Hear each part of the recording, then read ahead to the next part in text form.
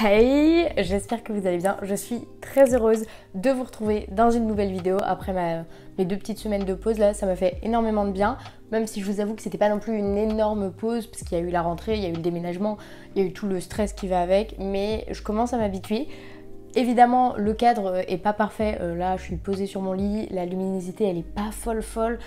J'essaierai de m'améliorer au fur et à mesure des semaines, il faut juste que je prenne un petit peu mon aise dans ce nouveau logement et que je m'habitue et que je trouve où est-ce que c'est le cadrage parfait. Et j'avais envie de vous faire une vidéo livresque parce que ça fait un petit moment que j'en ai pas fait et que ça me plaît pas mal. Et surtout que c'est depuis une semaine maintenant, oui bon j'ai un peu de retard mais vous m'en voudrez pas, le retour du Pumpkin Mouton Challenge auquel je n'ai jamais participé jusqu'ici mais qui me faisait très envie et cette année j'ai décidé d'y participer, en tout cas d'essayer. Pour ceux qui veulent plus d'informations sur comment fonctionne le challenge, etc., c'est un challenge livresque à la base, mais qui peut être dérivé en cinéma, même en jeux vidéo. Mais l'idée globalement, c'est il y a des catégories. Donc le Pumpkin Autumn Challenge c'est lié à l'automne. Voilà, donc c'est du 1er septembre au 30 novembre. Il y a des catégories et dans les catégories, il y a des sous-catégories et après vous devez placer des choses dans ce thème que vous comptez lire ou que vous comptez regarder, etc. Alors moi j'ai essayé de faire un challenge majoritairement livresque, mais je dois vous avouer qu'il y a une ou deux catégories où vraiment j'ai galéré, donc là j'avoue j'ai abandonné l'idée. Il y a 14 sous-catégories, donc on va commencer sans plus tarder, juste pour vous dire que là je vais vous présenter un seul truc par sous-catégorie, alors qu'en vrai parfois j'en ai mis un peu plus, même si déjà je ne vais jamais réussir à tout lire. Mais si ça vous intéresse, vous pourrez retrouver aujourd'hui dans ma story à la une books des templates avec tout ce que j'ai mis dans mes sous-catégories, même si bon je ne vais sans doute pas pouvoir tout faire, mais si ça vous intéresse, je vous invite à aller me suivre sur mon Instagram.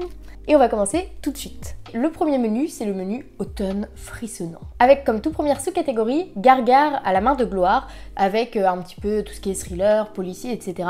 Et je triche un peu parce que je l'ai déjà commencé, mais c'est pas grave.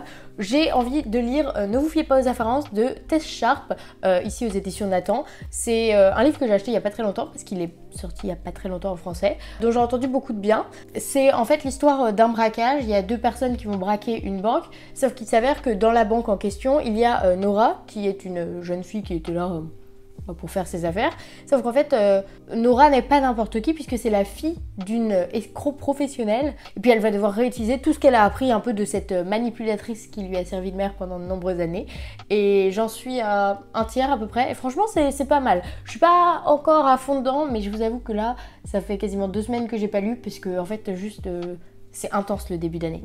Mais voilà pour ma première sous-catégorie. La deuxième sous-catégorie, c'est Double Toy and Trouble. Dans les thèmes de cette sous-catégorie, il y avait sorcière.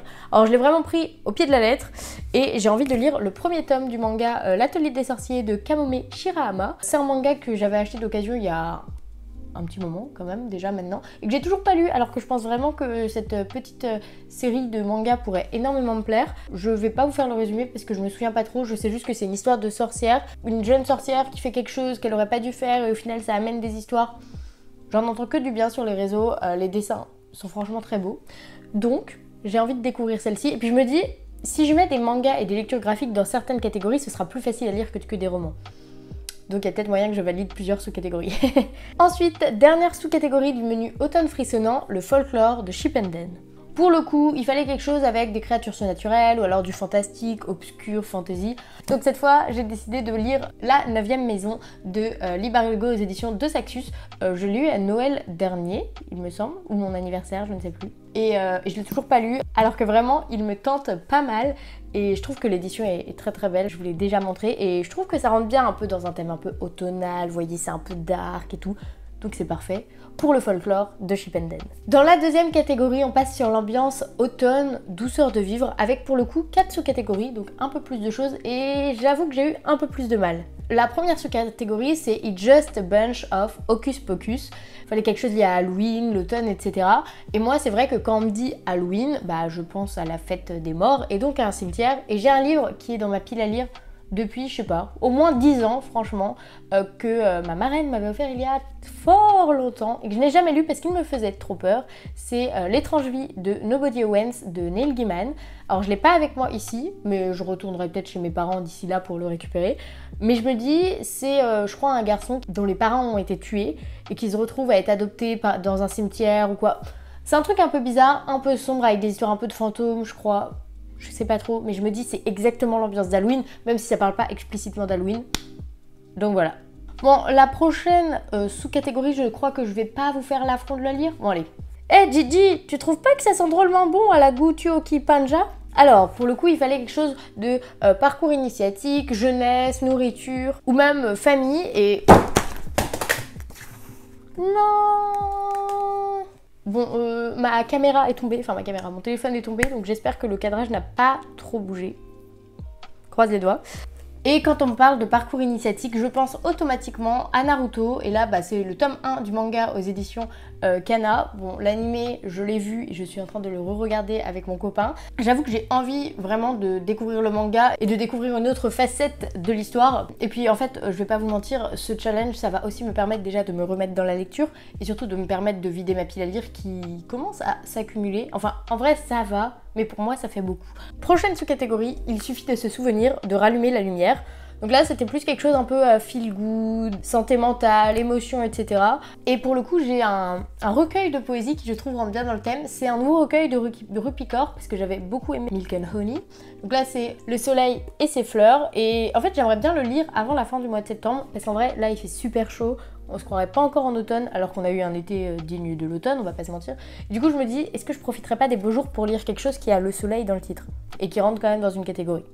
Mais je pense que c'est comme les autres romans de Rupicor, ça parle beaucoup de sentiments, d'émotions, tout est un peu lié à ce qu'on ressent. Alors c'est pas forcément que du feel good, mais c'est quelque chose qui peut être très sympa à lire je pense, et j'ai très envie de le lire. Bon, et ensuite, à la dernière sous-catégorie, j'ai réfléchi. Mais à un moment, ma pile à lire, j'ai beau dire qu'elle est grande, elle est pas non plus infinie.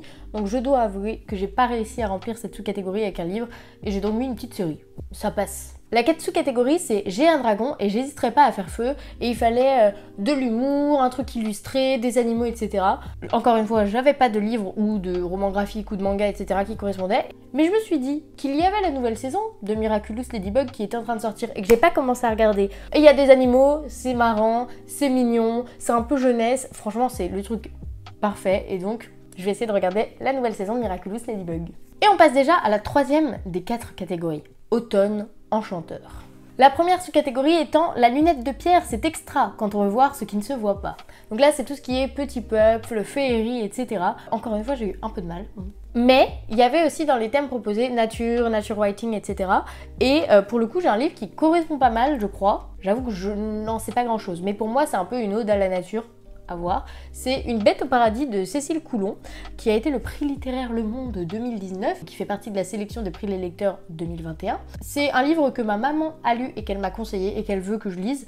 Il est pas trop gros, enfin franchement il fait 150 pages, non, pardon, 250 pages quand même. Mais c'est un livre qui a l'air de parler d'une femme qui voue vraiment une sorte d'amour à la nature, j'ai l'impression, et qui se retrouve avec un homme qui, lui, veut vivre en ville. Je crois que c'est ça le plot, mais j'en suis pas sûre.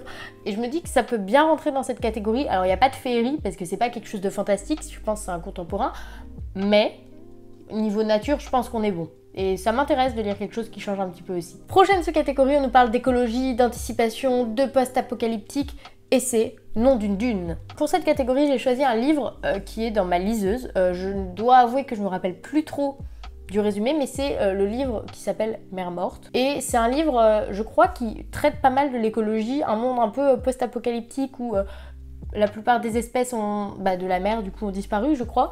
Et je trouve que ça rentre bien dans cette catégorie. En tout cas, c'est un livre que j'ai, qui me tente et qui passe dans cette catégorie.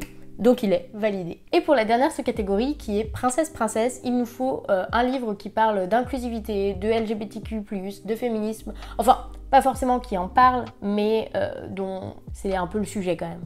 Enfin en fait vous faites ce que vous voulez, vous le comprenez comme vous voulez. Moi je voulais quelque chose qui parlait de féminisme et j'ai un livre de Charlotte Lazimi, Toutes les femmes ne viennent pas de Vénus, l'égalité aujourd'hui aux éditions Michalon. C'est un livre que j'ai dans ma pile à lire, que pareil j'avais acheté d'occasion, dont j'avais entendu parler. Je suis en train d'essayer de parfaire ma culture livresque en termes de féminisme et je me dis que ça peut être très intéressant, donc on va partir sur ce livre. Et il nous reste la dernière catégorie, le dernier menu qui est Automne des mystères et qui est propre à ce Pumpkin Autumn Challenge de cette année. qui a un petit peu un thème de mystère, de cabinet de curiosité, etc. Et encore une fois, c'est un menu que j'ai eu un peu de mal à remplir par moment. La première sous-catégorie, c'est le destin perdu. Donc il faut que ça parle quelque chose un peu lié au temps, d'historique, horloge, énigmes, puzzle, etc. Et dans une de mes dernières vidéos livresques, je vous ai dit que j'avais un livre dans ma pile à lire que je voulais absolument lire. Et d'ailleurs en commentaire on m'a dit qu'il était génial. C'est La voleuse de livres de Marcus Zusak. Je veux le lire avant la fin de 2021. Donc là je me dis, il passe parfaitement dans cette catégorie puisque c'est quelque chose qui me semble se passe à la Seconde Guerre mondiale. C'est historique, c'est un livre vraiment que je veux lire et je pense qu'il est parfait pour cette sous-catégorie. Ensuite, nous avons la sous-catégorie Les ruines de l'Atlantide. On pouvait mettre mythes et légendes, donc j'ai considéré que Le Chant d'Achille de Madeline Miller passait dedans, déjà parce qu'il est trop beau, et donc c'est une légende. Aussi parce que c'est une légende sur Instagram et sur BookTok, puisque tout le monde parle de ce livre, tout le monde a pleuré sur ce livre, et je pense que je vais aussi pleurer devant vu comment je suis une fragile. Mais au-delà de ça, parce que bon bah il y a un peu le mythe d'Achille, etc. Vous voyez, ça passe, non? C'est validé. Le Chant d'Achille. Concrètement, je ne veux pas en savoir plus que ça. Je sais que c'est une histoire au niveau de la guerre de Troie entre Patrocle et Achille et je pense que ça peut être tellement bien. Enfin en fait, je suis persuadée que je vais aimer et j'avoue que si j'aime pas, je vais être quand même particulièrement déçue après tout ce que j'ai vu. Mais c'est le jeu, j'ai envie de le lire et il passe parfaitement dans cette sous-catégorie. Et pour la prochaine sous-catégorie, En avant Yvette Tempête, c'est la dernière sous-catégorie dans laquelle j'ai réussi à mettre un livre. C'est une catégorie où il faut parler d'aventure, d'artefacts ou de voyage. Et moi j'ai pris vraiment voyage au sens littéral du terme. Le voyage dans l'espace, ça passe. Il faut que je lise le tome 2 de Phobos. J'avais lu le tome 1 l'an dernier, il me semble. J'avais bien aimé. Par rapport à Extincta de Victor Dixon, donc du même auteur que j'avais adoré et qui d'ailleurs est encore mon livre préféré aujourd'hui, j'avoue que c'était un peu décevant, mais c'était quand même très très bien et je pense que ça va me plaire. J'ai passé un très bon moment devant, j'ai envie de savoir ce qui va advenir de tous nos personnages. Et pour la dernière sous-catégorie, c'est le cabinet de curiosité. Et là, pour le coup, il fallait quelque chose lié aux arts, à la science, un peu une bizarrerie, une étrangeté, une singularité. Et j'avoue que j'ai eu un peu de mal parce que j'ai pas trop de livres qui correspondent à ça. Du coup, je me suis dit qu'il y avait une liste de documentaires que j'avais très envie de regarder pour m'informer. Et donc, j'ai décidé de regarder la série Netflix. En bref, c'est une petite série où en fait, à chaque épisode, on explique un concept, on explique quelque chose, etc. Ça peut être, je sais pas d'exemple, mais je crois qu'ils font genre l'argent, l'esprit. Et après, ils se focalisent sur des points précis. Mais moi, je trouve que ça peut être très intéressant. Ça rentre un peu du coup dans la science, etc. Parce que je pense qu'ils expliquent des trucs scientifiques parfois, j'espère. Et c'est une série que j'ai envie de regarder de toute façon. Donc, on va dire une saison, ça compte, pour pas me mettre non plus trop de challenge. Mais je pense que c'est sympa aussi d'avoir quand même ça et Miraculous au cas où je me dis je peux valider une catégorie sans que ce soit non plus trop compliqué et qu'il me faille trop de temps. Et je crois que c'est terminé pour cette présentation de ma pile à lire de mon Pumpkin Autumn Challenge. J'espère que cette vidéo vous a plu. J'ai quelques petits points à aborder dans cette fin de vidéo. Alors j'ai attendu la fin de vidéo tout simplement parce que j'ai pas pensé au début en fait. Alors déjà je voulais vous remercier pour les 500 abonnés. C'est quand même ouf 500 abonnés, on se rend pas compte, mais ça a rempli plus qu'un amphithéâtre de mon école. Donc moi je me dis mais tous ces gens sont abonnés à moi, c'est énorme et vraiment ça me fait super plaisir. Je suis contente de voir que y a de plus en plus d'interactions sous mes vidéos, que parfois vous commentez, etc. Ça me fait vraiment giga plaisir. Et du coup je pense qu'à l'occasion je vais faire une FAQ, une foire aux questions. Pour ça j'aimerais bien utiliser Instagram parce que c'est plus simple pour les questions, mettre une petite boîte à questions dans ma story. Du coup je vous invite vraiment à me suivre sur Instagram si ça vous intéresse de me poser des questions parce que c'est plus facile après pour moi d'avoir toutes les questions au même endroit. Je sais pas encore quand ça viendra, mais dans les prochains jours ou les prochaines semaines, il y aura potentiellement une foire aux questions. Je voulais aussi vous dire que j'ai plein de vidéos trop cool qui arrivent. J'ai planifié toutes mes vidéos jusqu'à fin décembre. Bon, évidemment, c'est susceptible de changer, mais c'est histoire d'avoir une idée et de pas galérer. Juste, il faut encore que je prenne un rythme, donc peut-être que les premières vidéos vont pas être hyper travaillées et aussi construites que des vidéos sur, je sais pas, le chic à la française que j'ai pu faire, certaines vidéos sur le féminisme ou l'écologie. Mais ça revient, ne vous en faites pas. J'espère que mes vidéos vont continuer à vous plaire. N'hésitez pas à me dire en commentaire aussi s'il y a des vidéos que vous aimeriez voir sur ma chaîne. Et si vous participez au Pumpkin Autumn Challenge, quelles sont vos catégories, quels sont vos livres. Bref, discutez avec moi, ça me fait toujours très plaisir. Et je vous dis à la semaine prochaine. Merci!